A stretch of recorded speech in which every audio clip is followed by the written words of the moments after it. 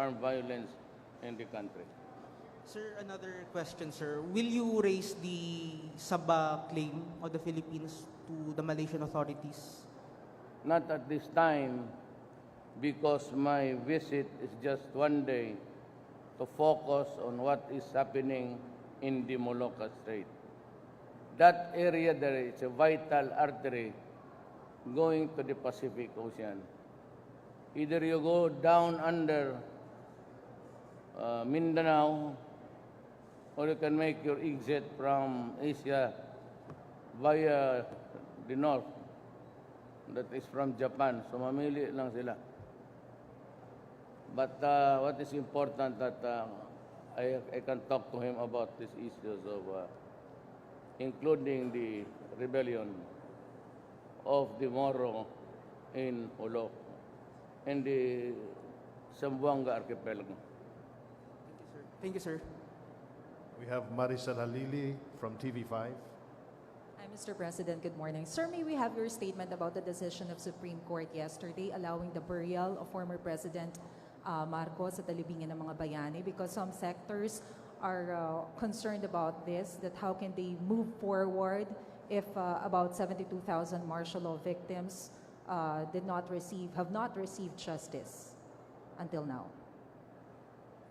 Well, as I have said, as a lawyer, I stick by what the law says.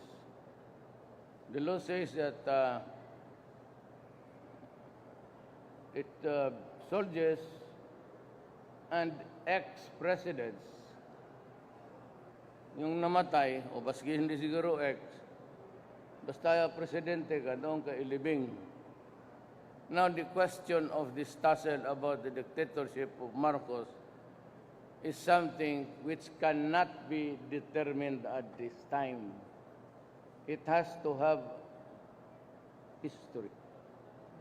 Kasi yung nasaktan, and it was a contention really of a political fight, initially, then turned sour because of the power struggle of the ruling political families in this country. And almost it deteriorated into something almost like a revolution. That part of the sins of Marcos has yet to be proven by a competent court. Yung sabihin lang niya na wala yung pera, that is altogether another different issue. But yung as far as the right or the privilege to be buried sa libingan ng mga bayani, I simply follow the law. Wala tayong magawa dyan. The law itself says that, well, he fits the completion to a T. He was a president, and he was a soldier. I am limited to that issue. And on both counts, I would say yes. Okay. Sir, on other issue, may we have your reaction on the test case filed by Senator Laila De Lima?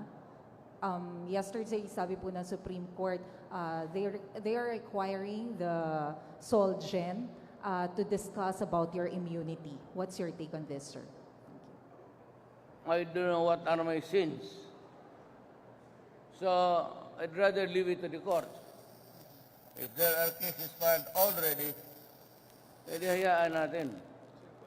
Mine was just to make public what was or is the corruption of the day and how drugs flourish inside our penal institutions, not only sa Muntinlupa but sa mga kolonya. And to this day, they are still making money from the inside. Ang traffic ng droga sa Pilipinas nanggagaling sa prisuhan. Sila yung may contact doon sa labas. At sila lang rin yung pwedeng mag-order. Any other guy would not do. But most of these guys are now in prison. So, kung sabihin mo na nahuli na natin yung mga drug lords, kulang yan. Kasi just like in mafia, in Mexico, the cartel there, Escobar, they continue to direct the traffic of drugs, cocaine, heroin, from their prison cells. Hindi nakaiba dito as revealed by everybody. It's not enough that they are in prison. They have to be immobilized. Thank you, sir. Joseph Morong of GMA. Sir, good morning po. Just going back a little bit on the Marcos issue. Sir, yesterday I think the SP Pimentel is saying that he may talk to you to maybe reconsider that decision. So the Supreme Court said naman there's no legal impediment, but it's up to you to really. No, I do not.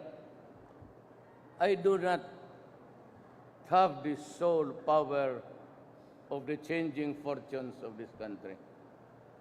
No president is allowed to have that kind of power at his. It has to be based on a law. Better, tingnan mo lang yung batas para sigurado ka. If you begin to speculate about allowing it, then you have to justify so many reasons why. And there are thousands or more than stories to tell and to weave out of martial law. The better practice is just to let it go by what the law says. So ibig sabihin there's no changing the decision, sir, that yung itutuloy na talaga yung pag. Well, I saw Bongbong yesterday in Tacloban. Sabi ko, it's your choice. Sabi niya na, same question like you. Can we now proceed? Ko, yes, you can. I've said before, I will not take my word back. Sir, just one last question. Sir, on coming from the perspective of the victims, no? Kasi yung libingin ng bayani carries a certain meaning for some people. And then, ang sinasabi nila is that it has a tendency, because of the decision of the Supreme Court, to change a narrative of this country. Can we now consider Mr. Marcos, because he will be buried at the libingan ng mga bayani, can he be considered now a hero? He being a hero? Well, it depends on the beholder. You know, let me just, I'm not promoting any class struggle here. But all the Ilocanos are downhearted by the decision for so long that Marcos be buried at the libingan ng mga bayani. Halos lahat, without buong Ilocano nation, they are sad. Para sa kanila walang kasalanan si Marcos. And he was true to his word of what happened during the new society. Sabi ko, cannot be judged now. Mahirap yan ganon because mayroon pa mga nagsusulat, na tinatamaan, nakulong. Meron namang iba. So some great things that happened, well, of course, the discipline, the cleanliness initially, but towards the end of his term, or rule, for that matter, deteriorate because he lost control of the governmental machinery for being sick.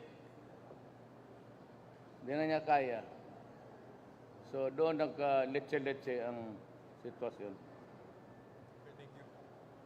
Our last question, Mr. President, is from the Philippine Daily Inquirer, Marlon Ramos. Good morning po, Mr. President.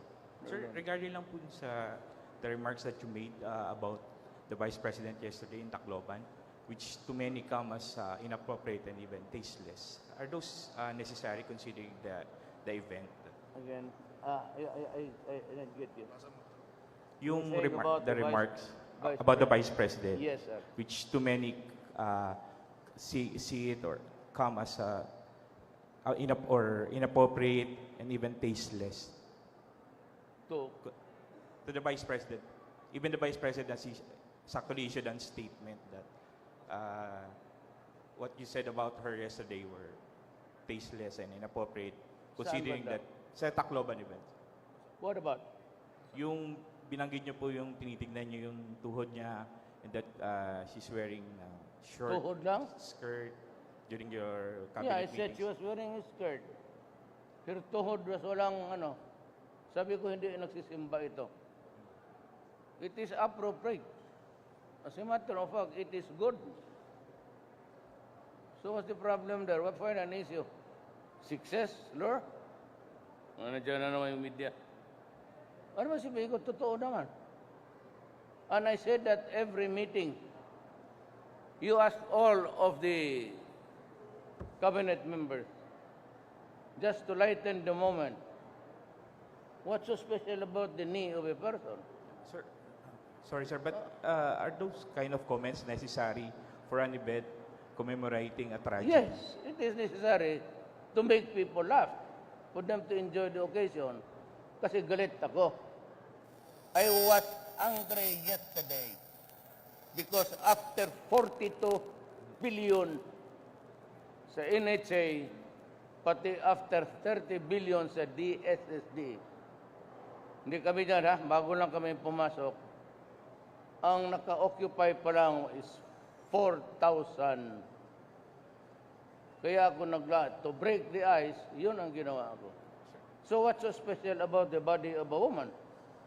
Or the knee of a woman na walang kalyo? Ibig sabihin, baka hindi nagsisimba. But isn't it offending, sir, for the president to be making those kind of comments about the vice Well, what's wrong president? being president? I do not stop Or a being woman, president any. just because I do not exact standard for me. I will do what I say, and I say what I do. Those jokes like that is nothing unless umakyat ka sa tuhod hanggang dito. Then that would be an extreme bad taste. Pero kung sabihin mo na tignan mo, hindi ito tuhod nito. So, what's wrong with the knee of your wife? I mean, you have a wife. But what's wrong with her? If I say yung tuhod ng asawa mo, gasgas ka sa simba, may kalyo na. You want to depict me as bastos? You can. Have your day. It's not my concern to impose the standard kung yan ano. Do not put a limitation or cast aspersion sa mga biro ko. Kasi ako, hindi ako general, politiko ako. Natural sa amin niya magpatawa, lalo na after magalit. And just to point out something there, you make a big issue about ituhod na Sir, last na po. is that the trivialities of media? But it's so trivial. Sir, last na po. Yung regarding po sa killing ni Mayor Espinosa ng The what? the death of the killing of Mayor Espinosa of Albera Leyte. Well, what about? Are you puzzled, sir, by Why should What? I be puzzled? You have here a guy, government employee, using his office and money of government, cooking shabu and destroying the lives of so many millions of Filipinos. So what is there for me to say about it? but there's circumstances of the killing, sir? I will obey what the police will tell me because kasama kami sa gobyerno. I will not go there to find fault with the police. I did not even agree that they should be transferred. At least not now. Kasi pagka ganon, wala nang pulis magtrabaho. Thank you, sir. I hope that next time, the last time was about when you comment, kindly go to mga important matters. Do not go into trivialities about tuhod-tuhod. Yan, nakaano ng media, naghanap ng, para bang i-picture ka na bastos. Eh kung sabihin ko kay Secretary, tig naman tuhod niya, no, hindi siguro nagsisimba na yan. No, because she was a widow. Or she is a widow. Kaya sabi ko siguro sa simbahan ko, hindi naman tuhod. Hindi ba makapal? So, gusto mo siguro mag-akyat pa ako dito sa bugan. Thank you. Of the small time.